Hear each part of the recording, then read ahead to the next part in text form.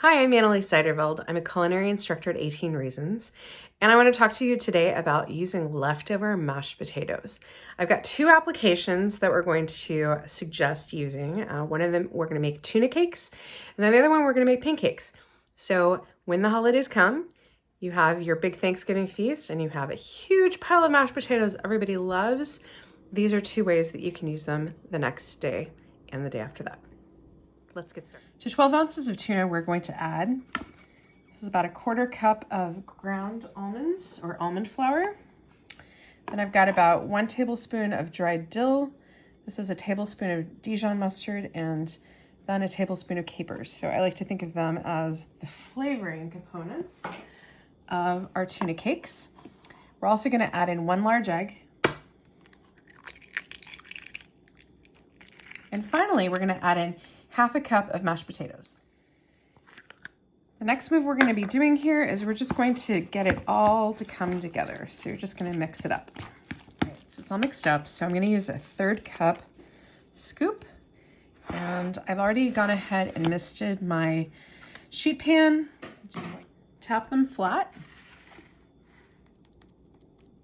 Just make sure, but those mashed potatoes are going to add several different things. They will add nutrition, which is great.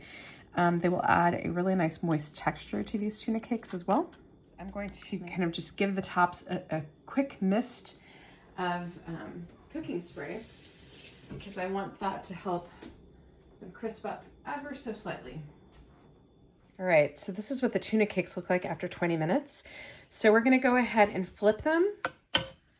See how nice and kind of golden they are on the bottoms?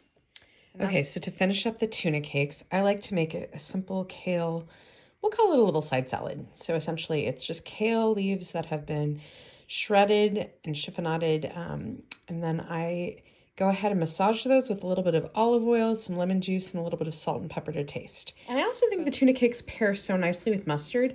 One of the things I like about mustard in particular, though you could certainly do a mayonnaise or an aioli, is that it's going to add a little bit of a salinity without you needing to add extra salt, which is kind of nice. I keep a little stash of green onions going, so no waste there. So I like to just kind of add a little flourish of final green onions. Meanwhile, we are going to make our mashed potato pancakes. So to 1 cup of all-purpose flour, I'm going to mix in 1 tablespoon of cornmeal. This is 1 teaspoon of baking powder, and then it's like maybe 1/2 teaspoon of kosher salt. So I'm going to whisk all of this in advance because I really want that to get nicely mixed. It's really for the leavener, so it's nicely distributed before we add any of the liquids. 1 cup of milk. 1 tablespoon of melted butter. So the usual suspects.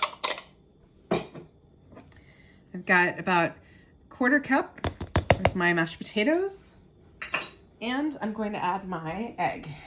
And then we will go ahead and switch to our lovely wooden spoon and give that a good mix. And what you're looking for here is there's going to be some lumps with pancake batter. You always want to have some lumps, but you just want to make sure that most of it's combined. The mashed potatoes are going to give this a really nice creamy texture to your pancakes. This is definitely a savory pancake. I tend to think of it that way depending on how you make your mashed potatoes. You could also add garlic powder if you want. That would be really good. You could increase the amount of cornmeal if you want to have a little bit more grit or texture. Similarly, if you have some really beautiful whole grain flours, you could do that too. And likewise, if you happen to be someone who likes to use like a whole wheat flour as an example, this would be a lovely pancake for that purpose. So our batter's looking lovely. So I've gone ahead and preheated a cast iron skillet. I also gave that a swipe of fat before getting started at this point. Get your pancakes going. So you're just gonna pour off a little bit of pancake batter in one of those pour spots in my bowl. If you don't have something like that, think of it as like about 1/2 cup per pancake. So we're going to let that cook. You're gonna start looking for those bubbles like that guy, more of those to break out. We'll also, okay, so this looks like this is ready to go. See how many bubbles are? It looks like it's also kind of dried out a little bit on top. Yeah, that's beautiful. So we're going to continue to cook this for a few more minutes.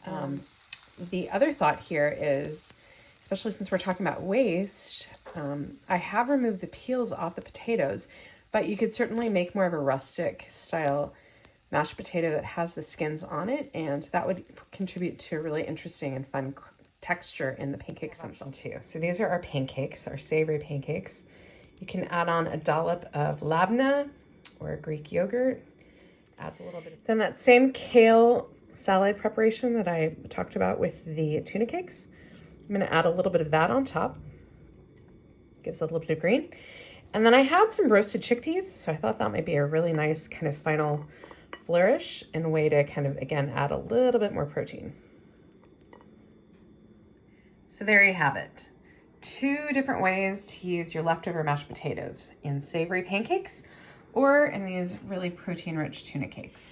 So the most important reason that I wanted to bring you this particular preparation, 2 ways, mashed potato leftovers, amazingness, is also thinking about inflation and things like the rising cost of food. Because I wanted to point out the fact that this big old bag of Idaho potatoes, so this is 5 pounds, cost me $3.50. So you can really make your bucks stretch further. You can eat really well, deliciously, and also try to help prevent food waste. Those are all things that we're thinking about in the kitchen, and thank you for coming into mine. I hope that you try the tuna cakes. I hope you try the savory pancakes with your leftover mashed potatoes, and let us know what you think of them. Thanks again.